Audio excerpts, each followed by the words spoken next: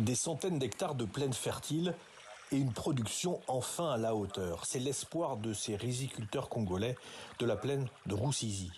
À la frontière avec le Burundi et le Rwanda, et sur le territoire du Congo, ces champs profitent d'un projet d'aménagement d'envergure. Des canaux ont été creusés pour irriguer toutes les parcelles. L'eau arrive bien dans nos champs.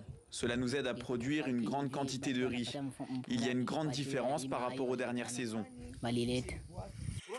Une production doublée aujourd'hui, car l'eau est toujours utilisable. Vous avez de l'eau dans vos champs maintenant, et bientôt une bonne récolte. Et ensuite, vous irez vendre cette récolte et trouver du travail.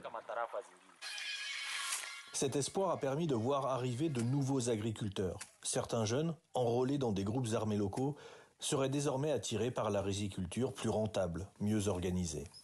En ce qui concerne l'insécurité, surtout nos jeunes là qui résidaient dans la forêt commencent à nous arriver et trouver le travail, et d'effectuer les champs, d'effectuer les canaux. Maintenant, ils sont intéressés d'abandonner la forêt. La production est bien meilleure, mais il reste des problèmes majeurs dans cette région. L'insécurité d'abord avec les groupes armés, mais aussi l'état des routes. Ce jour-là, le gouverneur est venu constater l'avancée des travaux sur l'un des ponts de la Nationale 5, reliant Uvira à Bukavu.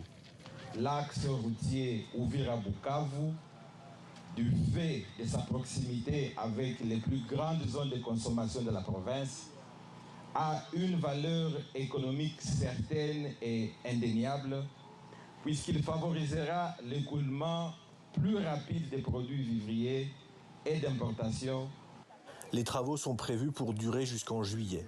Sans route correcte, le commerce est limité. Pour les autorités congolaises, ce projet doit apporter la paix et la croissance économique.